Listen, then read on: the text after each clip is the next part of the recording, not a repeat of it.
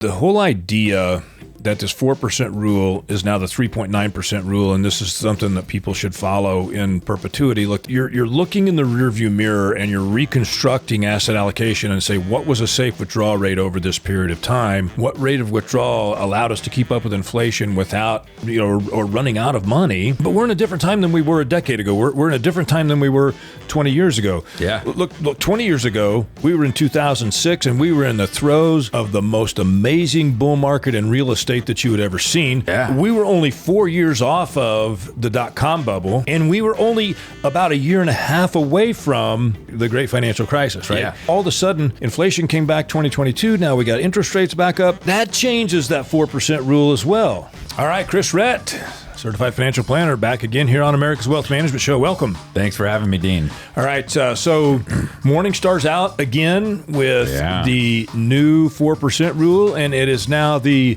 3.9% rule. Okay. Groundbreaking stuff. Well, I'm telling you.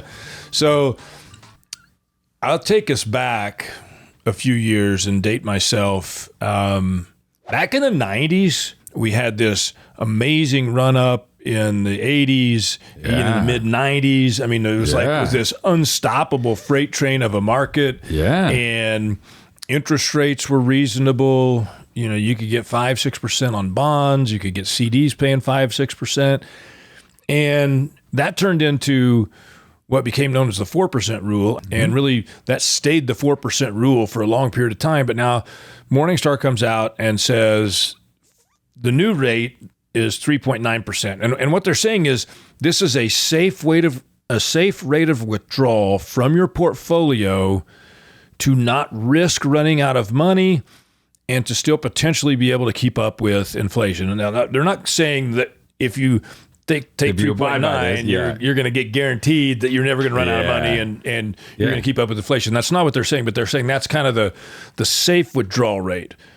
However, they also go on to say, referencing a white paper that they wrote back in 2013, Paul Kaplan and David Blanchett wrote a white paper called Alpha, Beta, and Now Gamma, where they explain that using 5 different financial planning techniques, Chris, would allow the individual to increase the certainty equivalent retirement income by 22.6%.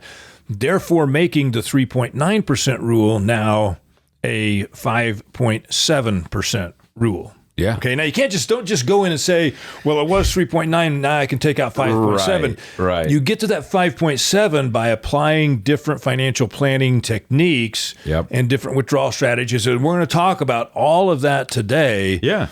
As it pertains to spending money in retirement. Yeah. And isn't that really like one of the main reasons why people come to us in their 50s, Chris, is that they're going to say, look, I've worked my entire life. I've saved. I've sacrificed. I've got money.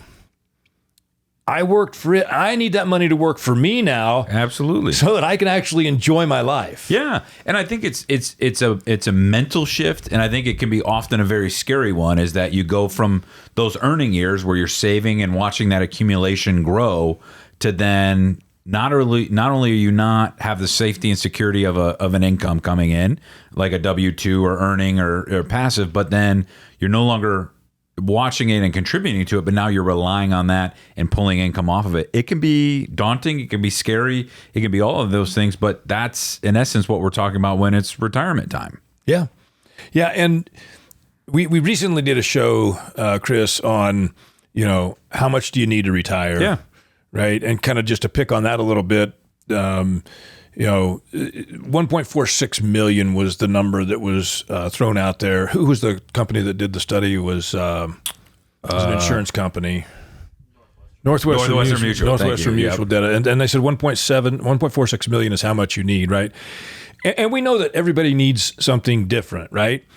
Just like today, saying the 3.9% rule and applying 5 different financial planning techniques could be a 5.7% rule.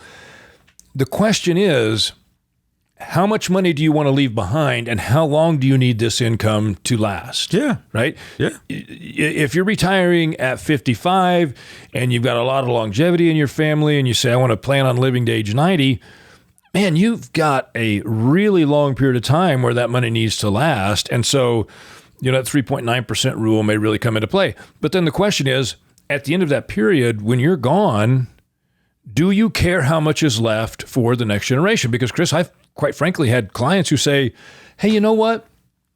I worked hard, I saved this money, and I'm going to enjoy my retirement. If there's anything left, great. Yeah. But that's not my priority. My priority is making sure that my spouse and I, we get to do all the things that we want to do. Yeah. Yeah. And conversely, there's six one way, half a dozen the other side of the coin that says, hey, I feel it's my responsibility. They'll even, withdraw some of withhold some of their longevity and what they want to do to make sure that the next generation is set up appropriately. So I think, to your point, Dean, is that does come into context, that does come into play when you're doing the distribution strategy and the overall planning is what is your legacy plan?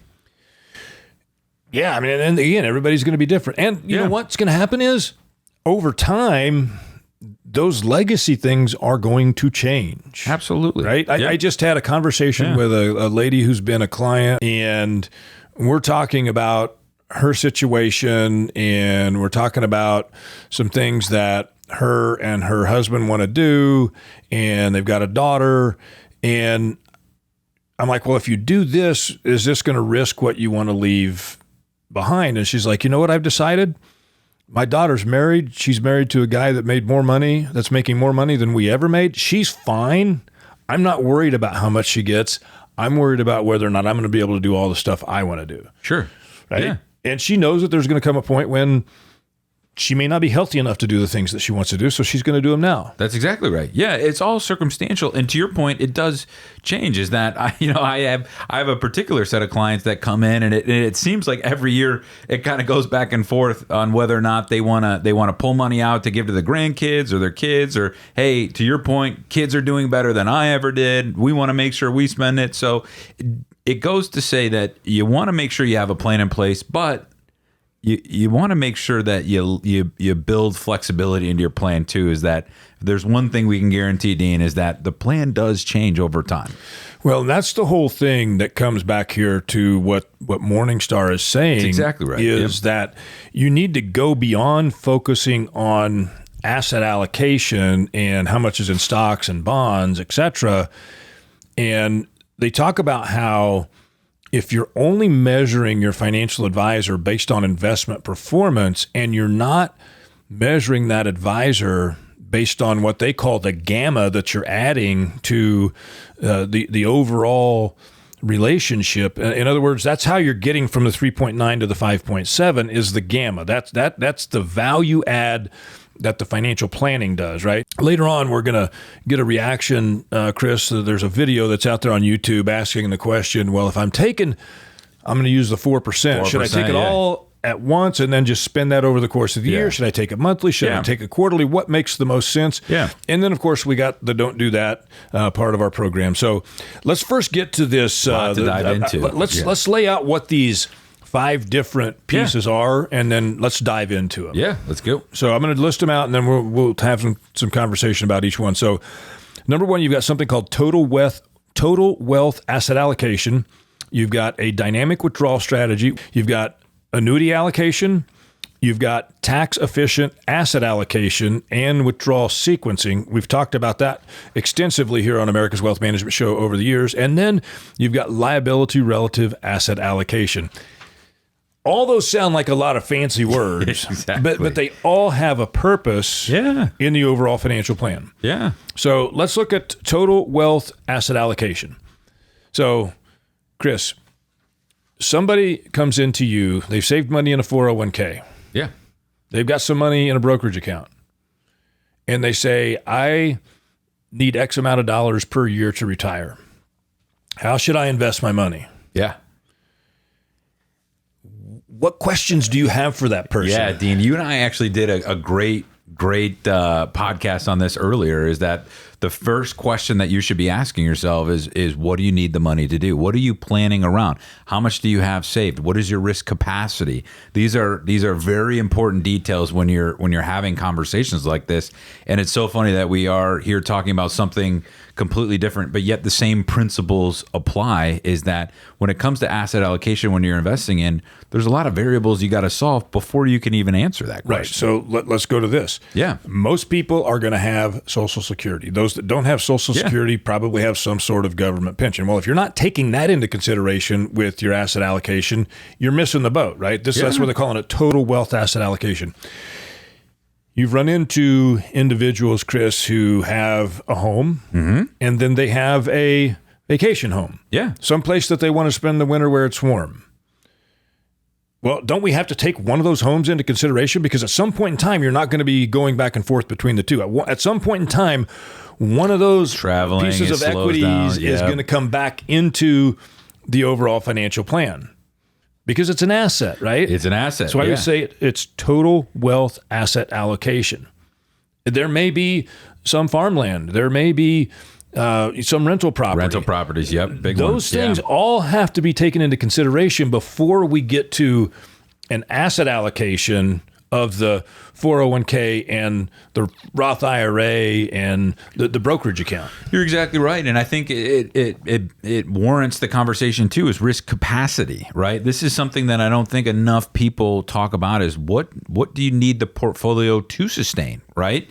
Are we maxing it out at the 4% rule, or is it, Dean, you and I come across people where it's the 2% rule, right? Where somebody maybe only needs 2% of the allocation per year to have a successful retirement. So you have to understand the difference between capacity and comfortability. Just because somebody, say, using an example, feels comfortable taking on more risk in the allocation, doesn't mean that the total wealth strategy accompanies that, right? They may not need to. Exactly.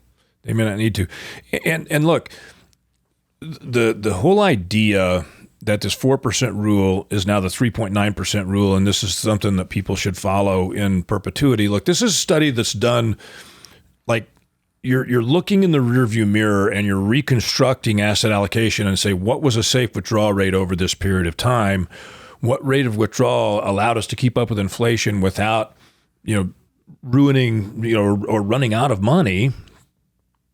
But we're in a different time than we were a decade ago. We're in a different time than we were 20 years ago. Yeah. Look, 20 years ago, we were in 2006, and we were in the throes of the most amazing bull market in real estate that you had ever seen. Yeah. We were only 4 years off of the dot-com bubble. Yeah. And we were only about a year and a half away from the financial crisis, the great financial crisis, right? Yeah. Interest rates were great back then. You could go out and buy bonds and CDs in the 2005, 2006 time frame of 5-6%. That's different. We then go to the financial crisis and we go to the zero interest rate policy. And now all of a sudden, inflation came back 2022. Now we got interest rates back up. We can go out and invest in fixed income again, Chris, and we can get a good yield. We can go out and buy good dividend paying stocks and good, strong, tax exempt bonds, and that changes that 4% rule as well. It certainly does. Right? Yeah. That changes that. And so we're going to get into all that. But before we do that, let's go to the dynamic withdrawal strategy. But before we go to the dynamic withdrawal strategy, I think this fits right in really well with the YouTube video that we would like to play a clip of. So let's play that YouTube video real quick. Brian wants to know, if you're following the 4% rule in retirement, should you take the money you need for the year all at once, say in January, or should you pull money out of your portfolio on maybe a monthly or quarterly basis? Well, there's no one right approach. I can tell you that Bill Bengen, the father of the 4% rule, assumed that we took a year's worth of expenses out at the start of the year. That's what he assumed in his 1994 paper. If you want to keep as much money working in your portfolio as possible, however, frankly, you would take the cash you need on a monthly basis. That would keep more of your money working. In my case, I like to think of it on a quarterly basis. It matches when dividends are paid. And so it's really more a question of convenience for me than it is maybe trying to maximize every last dollar. But I would say that all three approaches, monthly, quarterly, and yearly, are perfectly reasonable. Okay, so I like this guy's attitude, first of all, Chris. I mean, he's very reasonable. Yeah. But let's take this one step further by talking about the second financial planning technique discussed in Morningstar's paper, the dynamic withdrawal strategy, which, by the way, we said has the largest impact of increasing that 3.9% withdrawal. Okay, so what is the dynamic withdrawal strategy? Let's first start by talking about normal asset allocation. And let's say that 4% is the number, just for the case of how we're going to discuss this, Chris. 4% is the number. 4% is what we want to withdraw on an annual basis.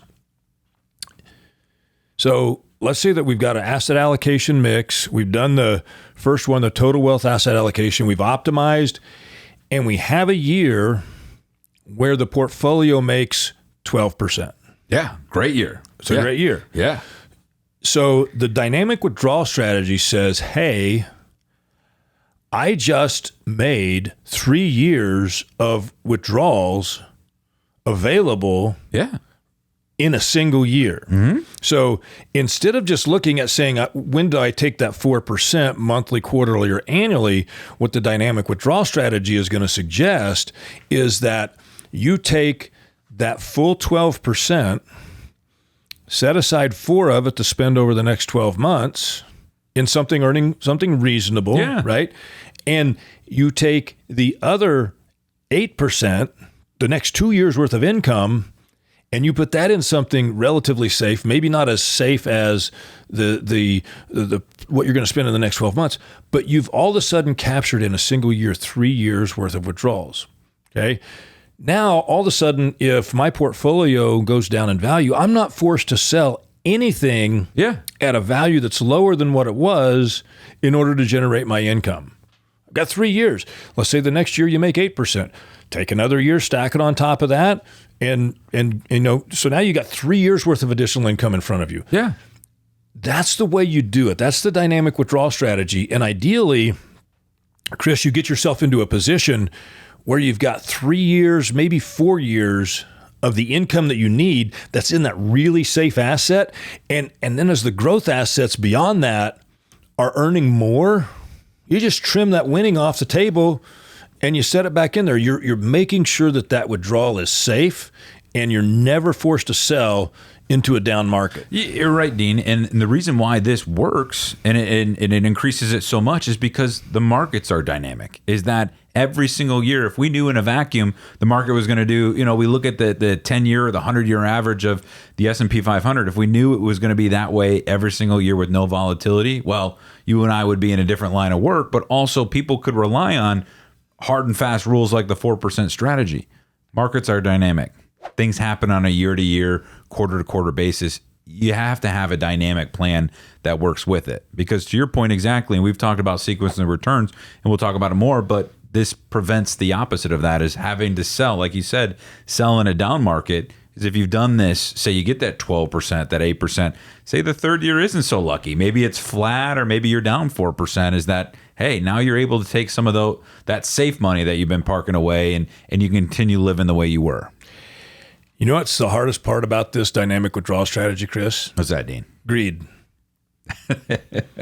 I'm laughing because that's exactly right. What I mean by that is you and I as financial planners are going to say, okay, we earned 12.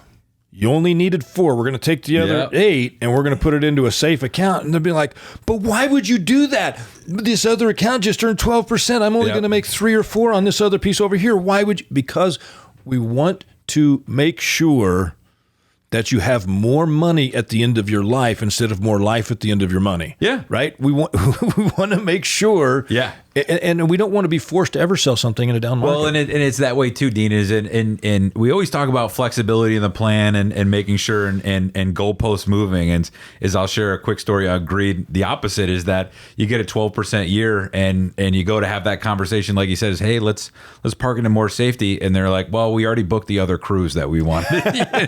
Is that they take it the other way is that, hey, sometimes they want to spend more in up markets, which you always want to run the plan to see if you can do. But yeah, have that conversation before you just book it. Have the conversation with your planner to make sure that, hey, that works. Exactly. All right. So number 3 on our list is something called annuity allocation. Yeah. All right. So again, you think about this and you put it into the total wealth asset allocation. Now, first off, most people don't just have annuities. Sure. Most people have either been sold an annuity or they've put money into an annuity for a very specific reason. So, first of all, we'll be clear here. We're fiduciaries. We don't sell any financial products. We don't get paid commissions to sell financial products. So, as we talk about an annuity allocation, I don't want people to get confused. Oh, these guys want to sell annuities. Yeah. No, we don't want to sell annuities. Listen, if an annuity allocation makes some sense, there are fee-only annuities out there that don't pay advisors commissions, and you typically will get a better rate on those annuities. But so, like you said, being fiduciaries, it would only be in somebody's best interest. Exactly right. Yeah. So when might an annuity allocation make sense? I'm going to throw one out there, Chris, and then I'll let you tell me when you think an annuity allocation might make sense. So let's just say, for an example, that we are rolling into let's say we're in a period where things look a little bit uncertain. You're getting ready to retire, and you're thinking, man, 4% withdrawal, that might be too much, because I don't want to eat this thing up, and I just want to make sure that I've got some income. So maybe you take a piece of money and you buy a 5-year immediate annuity that, say, delivers 30% of the income that you need. Yeah. But at the end of 5 years, that's gone, right? So it takes pressure off of the rest of the portfolio, right? So that your withdrawal rate on the rest of the portfolio can be lower in those early years of retirement. Maybe you turn that into a 10-year annuity, right? To me, I look at an annuity as something that's going to provide a guaranteed for a certain period of time. And Chris, you and I both know that the biggest risk in retirement is all in the first 5 years. Yeah. Right? It could be poor market performance or poor investment performance in that first 5 years of retirement. So setting an annuity in that position can reduce that. Now, my personal opinion is that gets done with people who are kind of on the cusp of not having enough, or they just barely have enough, right? For people that have more than enough, I don't think the annuity allocation makes sense because it does something that I don't like to do, and it locks up a piece of your money and it takes away the flexibility. Yeah, no, I completely agree. I always look at the simple, and I hate to use rule of thumb, but the idea is that you're exactly right. Is 3 types of scenarios, I guess I would call it, where annuities can make sense. Is that one is that you're exactly right. Somebody's right on the edge of retirement. Maybe they haven't quite saved enough. Life comes up, they weren't able to put away, or some people have success much later in life and they're kind of playing catch up and they're getting to the age where they need or they want to retire. And hey, maybe, just haven't done enough. Yes, having the safety and security of an annuity can make sense. And perhaps, Chris, you've got somebody who is retiring at 62 and their Social Security check's going to be $2,300 a month if they retire at 62. Yeah. But if they wait till 70, it's $5,000 a month. Yeah. And so we want that person to wait till age 70. So maybe we take a piece of money and we put it into an 8-year annuity that delivers the $2,300 a month. Yeah. Takes the place of that Social Security early on, gives them that, that money that they know is going to be deposited to their bank account every month, and lets their Social Security more than double in that 8-year period. That's exactly right. You have that situation. Or, Dean, sometimes you just have the person that hates market volatility. It's just say, hey, Chris, Dean, what you're saying makes sense, having the right asset allocation. We've done the math. The portfolio can sustain this. Even in a less risky, they hate they hate the ups and downs of the market. Sometimes that may make sense too. And that's something we talk about. But yeah, I mean, it's few and far between, but there are opportunities where something like this can make sense. But to your point, it's worth looking into. But again, it's not something we're going to overly push on everybody. No, not at all. All right. So we've talked about total wealth asset allocation. your dynamic withdrawal strategy will be tough if you haven't done that financial plan. Yeah. And whether or not you should have any annuity allocation is going to be tough without having done that financial plan, right? Yeah. So the financial plan is really going to come to the heart of these first three. And guess what? Number 4 is going to incorporate in your CPA or our team of CPAs here at Modern Wealth, whose job is to look at that financial plan and say, all right, now that we know all the resources, now that we know what the income goals are, now that we know what the legacy goals are, let's put together the most tax efficient withdrawal strategy that we can. And so number 4 on our list is tax efficient asset allocation and withdrawal sequencing. This one is second only to the dynamic withdrawal strategy. Yep. Dynamic withdrawal strategy has the biggest impact. The tax efficient asset allocation and withdrawal sequencing is the second largest impact to getting that total withdrawal, safe withdrawal rate from 3.9 to 5.7. Yeah, you're exactly right, Dean. And on that, I think that the underlying, as we talk about the tax efficiency, is distribution strategy, which we've talked about again and again and again on this show, but it's worth repeating again and again and again. And even now is that you want to have a distribution strategy and you want the allocation to fit that distribution strategy. Because I can't tell you how many people come to us and they say, hey, I want a second opinion, and the risk is the same all across the board. Doesn't matter what tax bucket they're in, whether it's non-qualified, brokerage trust, IRA, 401k, Roth. It's the same all the way across, because they say, Chris, I know I'm a 60-40. I'm a 70-30, right? I know this, right? And they're 70-30 all across the board. It's not how that works. Why? It's not how that works, because you want to have less risk where you're taking the distributions, and you want the tax strategy to fit the distribution strategy. Right, so you've got the withdrawal sequencing, and then you've got the asset location, right? The tax efficient asset location. So really quickly, interest on a taxable bond, a money market, or a CD is taxed at what rate? Your ordinary tax rate, whatever tax rate you happen to be in. Which is going to be different for everybody, right? I mean, we could get our tax rates out and go through what those are, but if you're in the 22% bracket, it's going to be taxed at 22%. Qualified dividends and capital gains are taxed at what rate? Capital gains rate. Capital gains rate. Both qualified dividends and capital gains, long-term capital gains, are taxed at a capital gains rate. Corey Holstein, one of our directors of tax here at Modern Wealth, and I did a show not too long ago on taxation of dividends. And he was talking about how people that get the new senior deduction with the standard deduction where it is today can have total income of about $144,000 and have qualified dividends taxed at a 0% rate.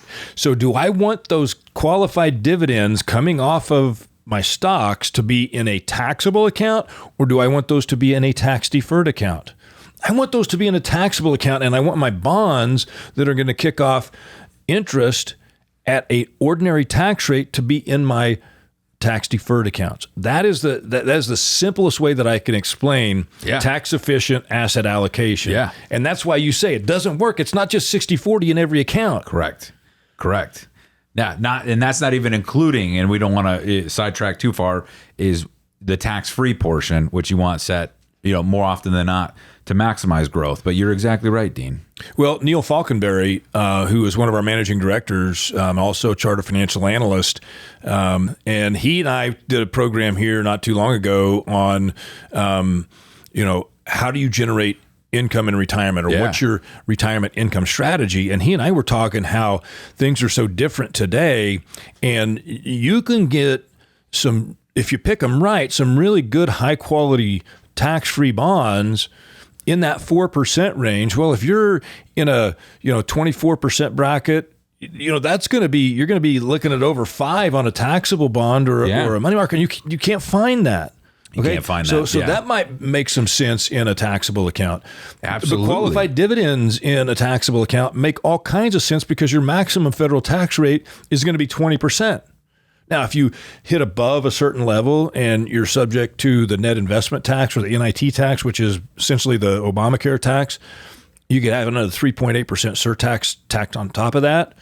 So maximum long-term capital gain rate, qualified dividend rate would be 23.8%. That's still, if you're hitting that, your ordinary tax rate is up in the 35% range. Okay? Exactly. So you want those tax-favored type of incomes to be in your taxable accounts, and you want the non-ideal, like the ones that are taxed at higher rates, you want those in your tax-deferred accounts. Exactly. Nope. That's exactly right. So that's why, and then withdrawal sequencing, this is another one too, right? Withdrawal sequencing. Well, what does that mean? That means that sometimes I might want to take some from my tax-deferred, but I might want to supplement with some of my tax-free, right? Like a Roth. I don't necessarily need to take all of my money out of one account.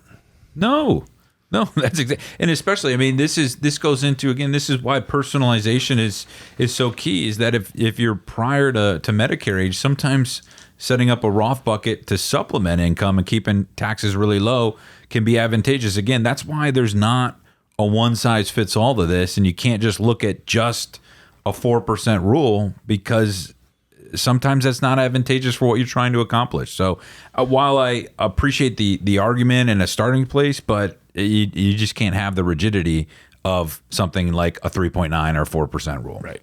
Okay, so one more, and then we're going to get to don't do that. So last one, liability relative asset allocation. Chris, when you put together a financial plan, you're looking for the optimum asset allocation to get that person the highest probability of success. Yep. Right? If you taking too much risk can hurt your success, just like removing too much equity from your portfolio can increase risk of running out of money as well, right? So on one side, you might go, hey, if things look really, really good, we could increase the allocation to equities. But if we get into uncertain times, what's the minimum allocation to equities that we can have and still have the portfolio give us the long-term results we need? That is the liability relative asset allocation. But Chris, there's no way you can do that if you haven't done the financial plan. Exactly right. It sounds redundant, but it always comes back to the same thing, right? You have to do the planning to understand not only what are areas that you can take advantage of, whether it be risk adjusted, whether it be tax adjusted, whether it be withdrawal adjusted. There's got to be areas where you can look and say, okay, this becomes advantageous to me, the investor. You have to be able to do that. But yeah, you also have to understand where your blind spots are too. Yeah. All right. We're into the don't do that segment. Yeah. We're going to take just a few minutes here. Number one, avoid rigidly sticking to the 4% rule. We just talked about that, right? Exactly. Yep. Like it's a suggestion. Yeah. Right? It's not a law. No. It's a suggestion. Yeah. It needs to be dynamic. Yeah. No, that's exactly right. I mean, I think where it makes a lot of sense is that if you're in the 8 to 10% range of distribution, we're saying, okay, it's time to tone it back. I think that's where something like a 4% rule comes into context to say, hey, if you're expecting 8%, 10% distribution on your portfolio every year, that's a losing battle long term. But however, Chris, you might look at a scenario where it makes sense for somebody to delay Social Security for 4 or 5 years and take more out of their portfolio in the early years, and therefore having a less withdrawal in the later years. You're exactly right. Yep. So don't just, avoid doing that. Yeah, exactly. Number 2, avoid spending, static spending during market downturns. That one's easy because why is that? Yeah, so you have a great saying is that in downturns in the market, people will live broke, to avoid going broke. That's right. I mean, it's as straightforward as that. Tighten the belt buckle. You say, okay, we're going to put that off for a year, maybe 2. We don't need that new car. It'd be nice. We don't need it. We don't have to go on that vacation. It'd been nice, but we don't have to, right? You get back to the basics. Yep. And the thing is, if you're working with the right planner, you're going to know if you need to cut back in spending or whether you don't have to. Exactly. Number 3 is avoid ignoring your total wealth when determining risk. Yeah. How do you do that, Chris? Yeah, you build a plan. And look, some people might think, building a plan, you guys keep talking about building a plan. Well, here's the thing, Chris. I think that from the time we get an opportunity to have an in-depth discussion about what a person has and what they want, to do our analysis, to build the actual plan, to do the research that we need to do on all the different things that we just talked about, to bring the CPAs in, it's hours of work. It is hours of work. It's not a meeting that says, oh, yeah, well, hey, we put this right in here. I mean, and some are more complex than others. Easily. Before the plans. And then you have ongoing reviewing and monitoring and updating. Yeah. That takes time every single year. It absolutely does. And now that I've, we've been Modern Wealth for, I think we just crossed a 3-year birthday, was it? Yeah. But we were doing it years before that. But I don't know how you do it any other way, Dean. It was starting from the plan, looking at it from all the other aspects. I don't know how somebody goes about it any other way. If you don't have the confidence in all those areas, it's really hard to enjoy life today because you're concerned about what's happening in the future. And that's what we're all about. We want you to enjoy life today with confidence for the future. That's exactly right, Dean. Well said. All right, Chris, thanks again for joining me here on America's Wealth Management Show. It's been fun. Thanks for having me, Dean. Until next time, everybody, stay healthy and stay safe.